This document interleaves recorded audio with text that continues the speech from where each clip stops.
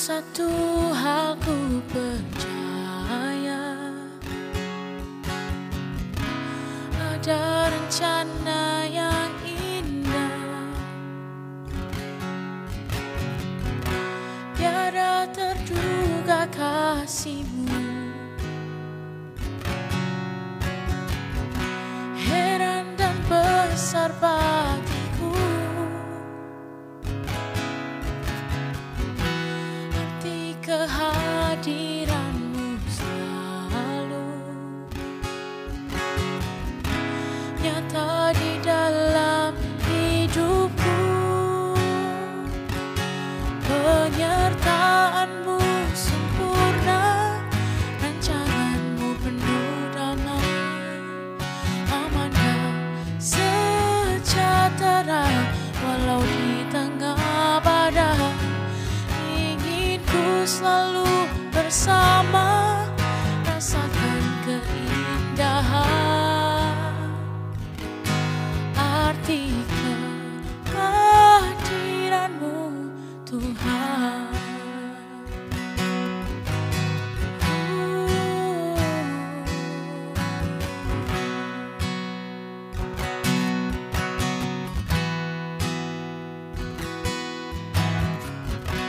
Jalan-Mu tak terselami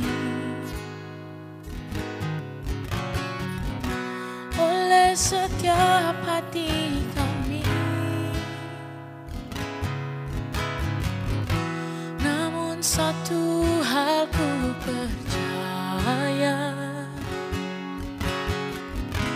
ada rencana yang indah, tiada terduga kasih-Mu.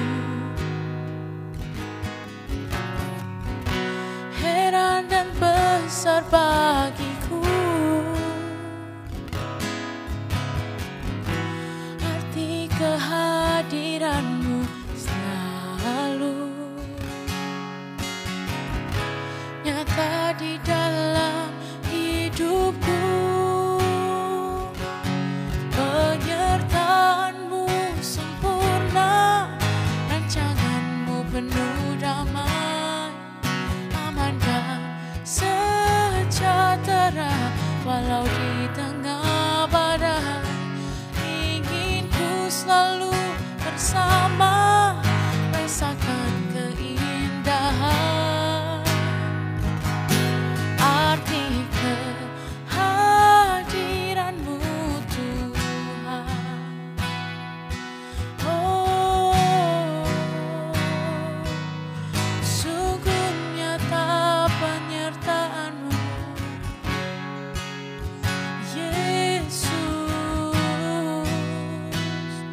Sungguh nyata kasih setia-Mu di dalam hidupku.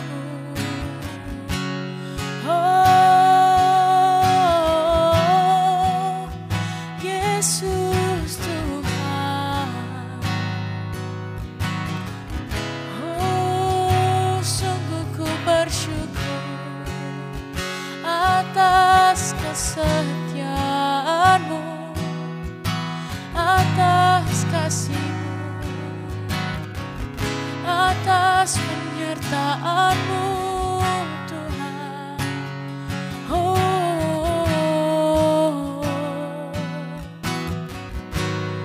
Yesus Tuhan, kami bersyukur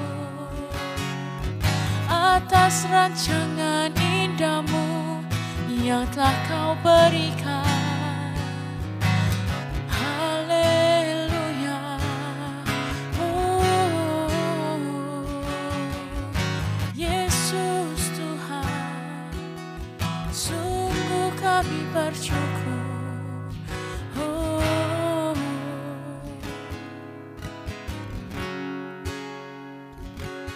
penyertaan-Mu sempurna, rancangan-Mu penuh damai, aman dan sejahtera walau di tengah badai.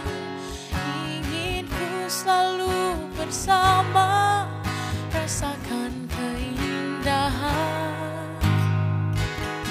arti kehadiran-Mu Tuhan. Penyertaan-Mu sempurna, rancangan-Mu penuh damai, aman dan sejahtera walau di tengah badai. Ingin ku selalu bersama, rasakan keindahan arti kehadiran-Mu Tuhan, arti kehadiran-Mu Tuhan, arti kehadiran-Mu Tuhan.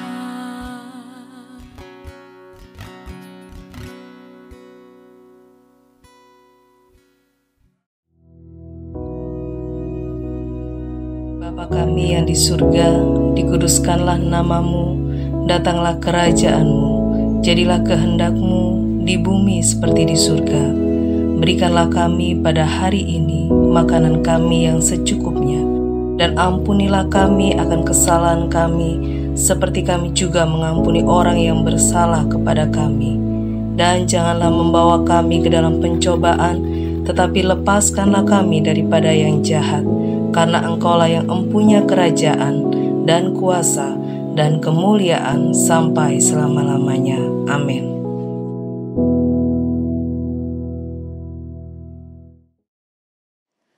Shalom, selamat pagi Jemaat Tuhan.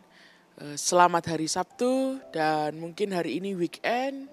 Saudara dan keluarga mungkin sudah merencanakan untuk berpergian bersama-sama atau berlibur bersama-sama.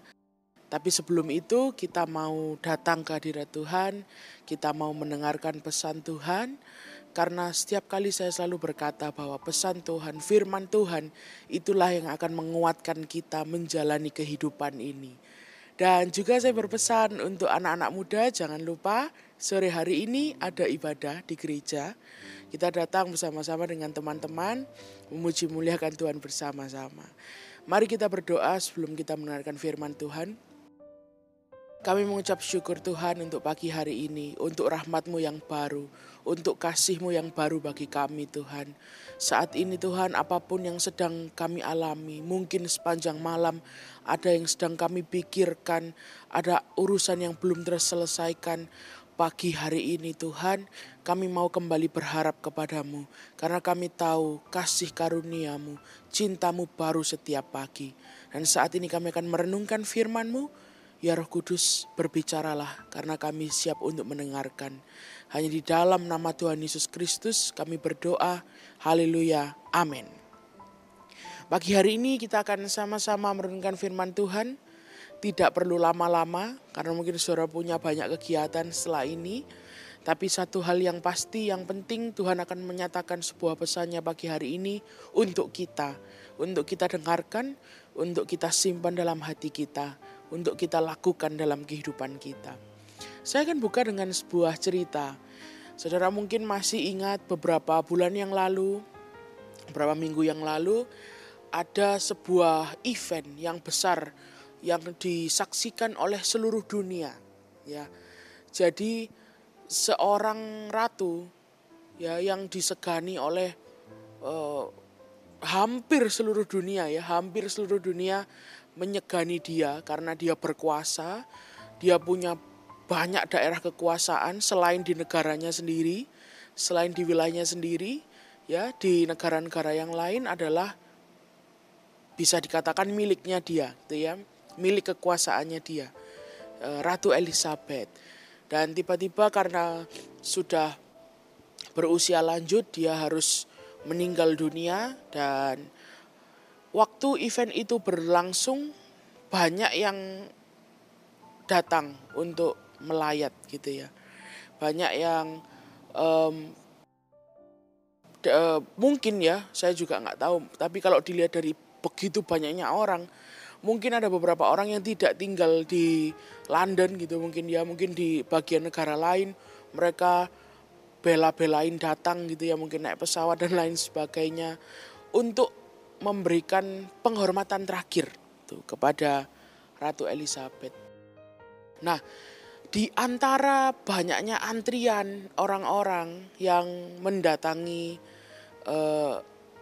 tubuh gitu ya, jenazah dari Ratu Elizabeth ini, disediakan sebuah wadah untuk orang-orang bisa memberikan penghormatan terakhir. Ada yang menarik perhatian. Salah satunya yaitu seorang pemain sepak bola terkenal gitu ya, bisa dikatakan seorang selebriti juga gitu, karena saking terkenalnya dia dikontrak oleh beberapa agensi iklan gitu ya, brand-brand terkenal untuk menjadi bintang iklan. Nah, orang ini sangat terkenal dan kalau bisa dikatakan seluruh dunia juga mengenal dia gitu ya. Karena kehebatannya, karena prestasinya ya, yaitu David Beckham gitu ya. Atau kalau orang Indonesia ngomongnya David Beckham. David Beckham ini siapa yang nggak kenal gitu ya. Hampir dari tua sampai muda, mungkin sampai saat ini juga dia masih ada namanya gitu ya. Masih dikenal, karya-karyanya juga masih prestasi-prestasinya masih bisa dinikmati.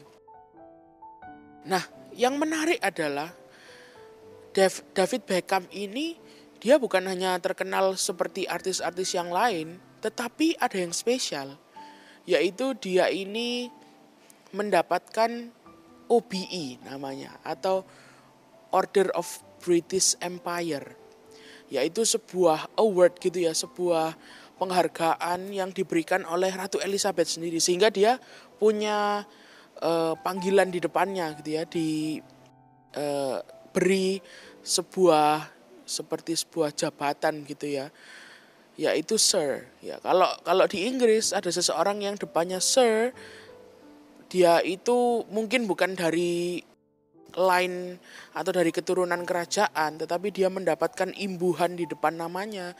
Itu berarti seorang yang bukan main-main gitu ya. Dia diberikan itu mungkin karena prestasinya ya, mengharumkan nama karena dia berasal dari Inggris gitu ya. Ya, dia diberikan itu dan ya kita tahu dia sudah atlet terkenal gitu ya. Kemudian dia selebriti, artis gitu. Apalagi dia diberi sebuah penghargaan ya, sebuah award dari seorang ratu. Tapi apa yang menarik dari seorang David Beckham ini?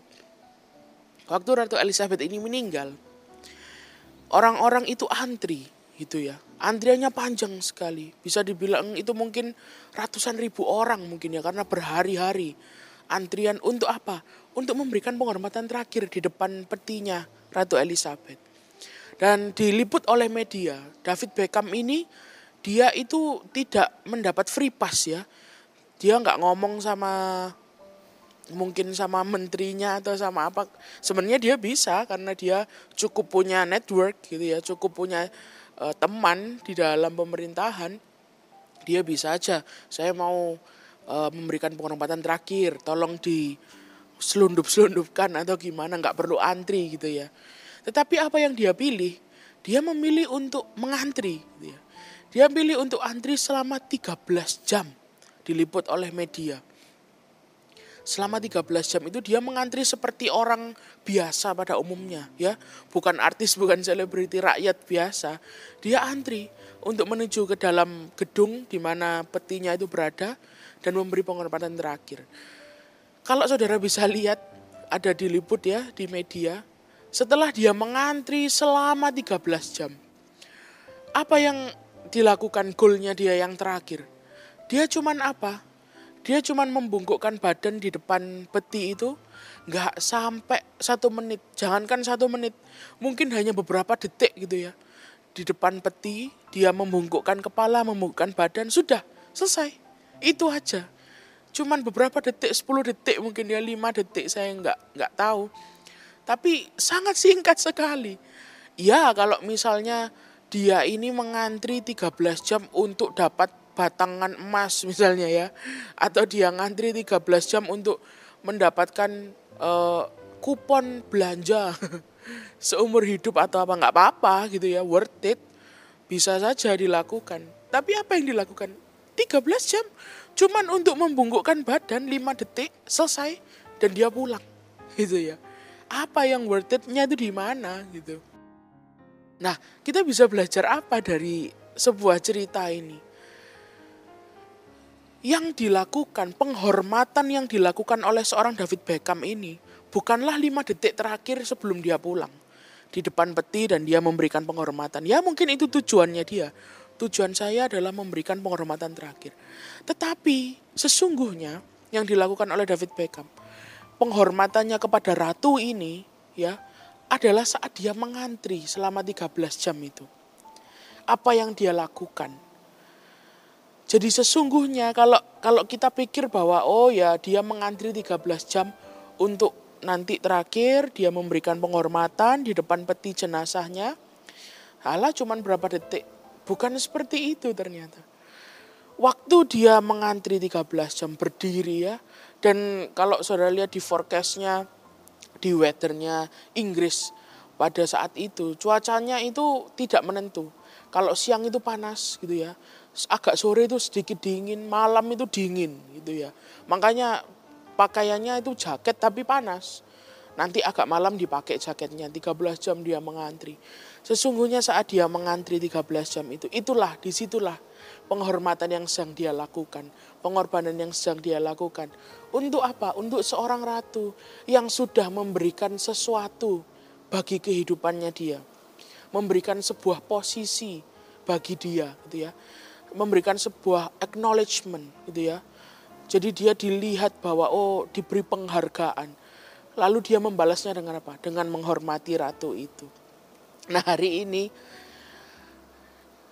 kita mau belajar dari kisah ini bahwa Tuhan gak hanya memberi kita ini penghargaan.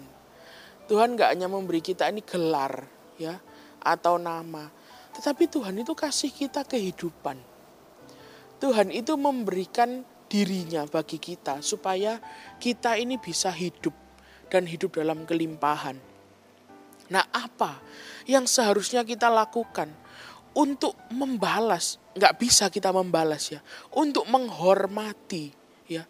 Untuk menghormati apa yang sudah Tuhan berikan dalam hidup kita adalah dengan menjalani hidup kita ini sebaik-baiknya.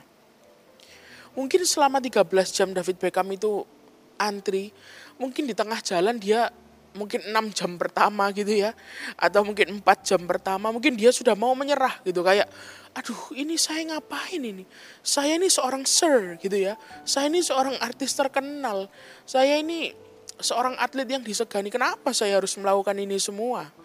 Mungkin beberapa jam di depan gitu dia sudah balik coaching aja lah, saya tak pulang, lihat dari rumah, lihat di TV yang toh juga nggak dimarahi sama pihak kerajaan, tidak diwajibkan gitu ya.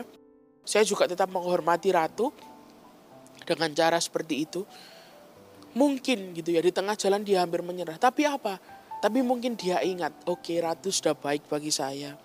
Dia memberikan saya gelar, dia memberikan saya posisi seperti ini dan lain sebagainya. Dia lakukan itu semua. Dan sama seperti kita. Mungkin dalam perjalanan hidup kita, rasanya mungkin capek gitu ya. Ini kok nggak selesai-selesai gitu ya. Mau mati, mau tinggalkan dunia ini juga urusan saya belum selesai gitu ya. Saya tetap di dunia ini juga banyak sekali masalah. Nah hari ini kita mau ubah mindset kita. Bahwa kita menjalani hidup ini bukan asal jalan aja. Wes pokoknya sampai kapan nanti Tuhan panggil ya sudahlah. Cukuplah pokoknya saya menjalani hidup. Tetapi kita menjalani hidup ini, menjalani proses dalam kehidupan ini sebagai bentuk apa? Penghormatan kita kepada Tuhan. Sebagai bentuk rasa terima kasih kita. Karena Tuhan sudah berikan hidup bagi kita. Jadi kita menjalani hidup kalau kita ada masalah, ada sesuatu yang membuat kita capek, membuat kita lelah, kita ingat bahwa hidup kita ini diberikan gak untuk sia-sia. Gak cuma untuk jalan, ya sudahlah, ikuti aja, sampai kapan lah, sampai Tuhan panggil dan lain sebagainya. Kita kerjakan kehidupan kita. Berarti gak boleh mengeluh ya, kita harus selalu bersyukur. Betul, memang kita harus selalu bersyukur. Tapi kalau misalnya suatu kali kita capek, saya ini kok pengen mengeluh tapi saya takut. Kita boleh kok mengeluh kepada Tuhan. Kita boleh berkeluh kesah. Kita boleh, Tuhan kok aku capek. Tapi kita harus ingat kasih-Nya. Kita ingat kebaikannya Tuhan. Dia berikan kita hidup.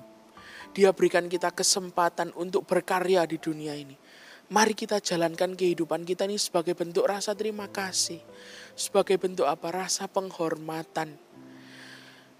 Dan kita harus tahu ya, siapa yang Tuhan yang kita sembah gitu ya. Kalau mungkin David Beckham itu dia menjalani itu hanya untuk bertemu dengan seorang ratu yang sudah mati gitu ya. Yang sudah tidak berkuasa lagi ya. Tapi kita menjalani hidup ini suatu hari nanti. Kalau Tuhan sudah waktunya gitu ya, atau Tuhan nanti datang, kita bertemu bukan dengan raja yang mati. Kita bukan bertemu raja yang nggak bisa ngapa-ngapain gitu. Kita bertemu raja di atas segala raja. Dia adalah raja yang hidup dan selalu bersama-sama dengan kita. Jangan lelah menjalani hidup ini, jangan khawatir. Kita akan buka sama-sama di dalam Yesaya pasal yang ke-40. Ayat yang ke-29. Yesaya pasal 40 ayat ke-29. Dikatakan seperti ini. Dia memberi kekuatan kepada yang lelah dan menambah semangat kepada yang tiada berdaya. Orang-orang muda menjadi lelah dan lesu dan teruna-teruna jatuh tersandung.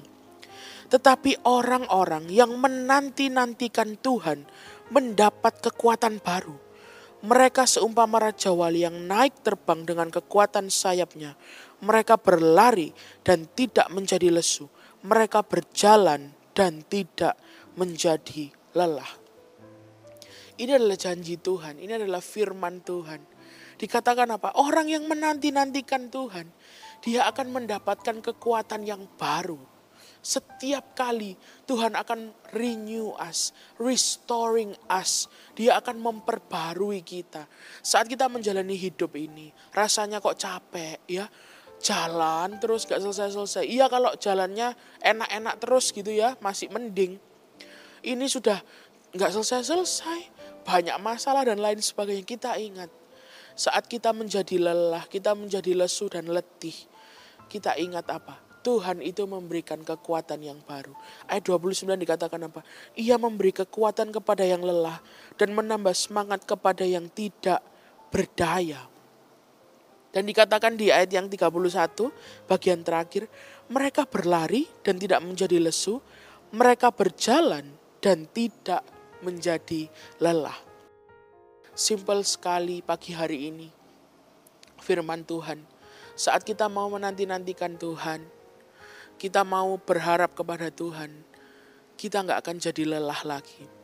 Hari ini mungkin apa yang saudara hadapi, saudara mulai capek, lelah menjalani hidup ini, ingat masih ada Tuhan.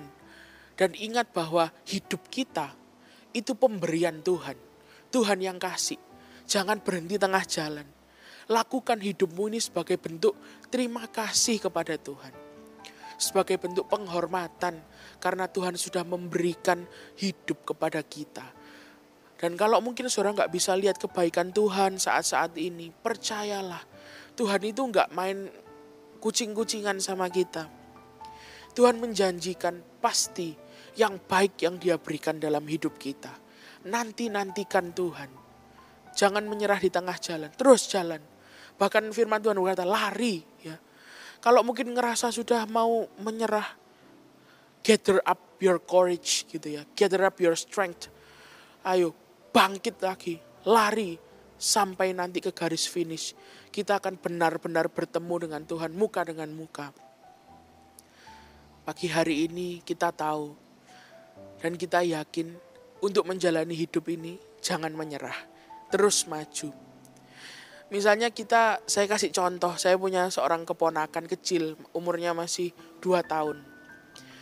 Dan dia ini dekat dengan papa dan mamahnya. Gitu ya. Kalau dia sedang bersama salah satu dari mereka, misalnya dia sedang bersama mamahnya, ya, atau sedang bersama papahnya.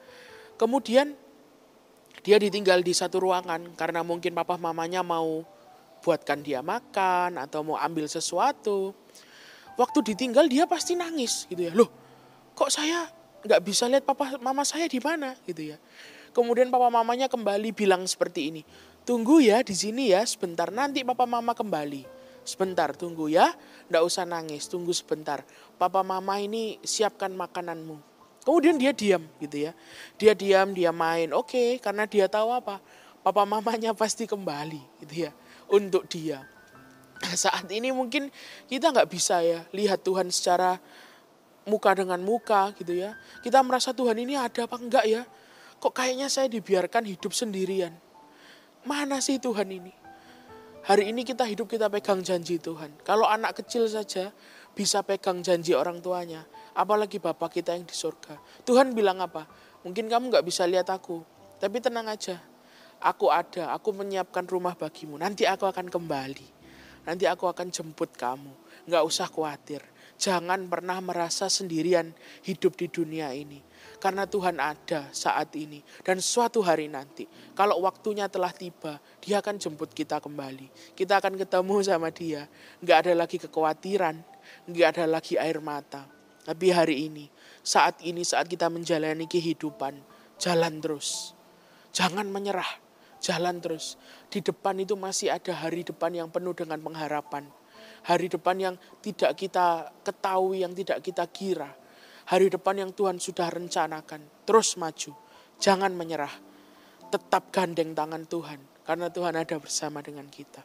Mari kita berdoa. Kami mengucap syukur Tuhan untuk janji-Mu pada kami pagi hari ini. Terima kasih Tuhan. Engkau meyakinkan kami. Engkau menguatkan kaki kami untuk melangkah. Menjalani kehidupan ini. Tuhan saat ini hamba-Mu berdoa untuk setiap jemaat-Mu yang mungkin sedang mengalami apapun dalam kehidupannya, problem ataupun permasalahan. Tuhan, kuatkan hati mereka, kuatkan kaki mereka untuk terus melangkah. Menjalani kehidupan ini dengan sebaik-baiknya. Sebagai bentuk penghormatan, sebagai bentuk rasa terima kasih atas hidup yang sudah Engkau beri. Kami mengucap syukur Tuhan, kami akan menjalani hidup kami dengan penuh makna. Karena kami tahu Engkau memberikan yang terbaik dalam kehidupan kami. Terima kasih Tuhan, kami mengucap syukur hanya di dalam nama Tuhan Yesus Kristus. Haleluya. Amin.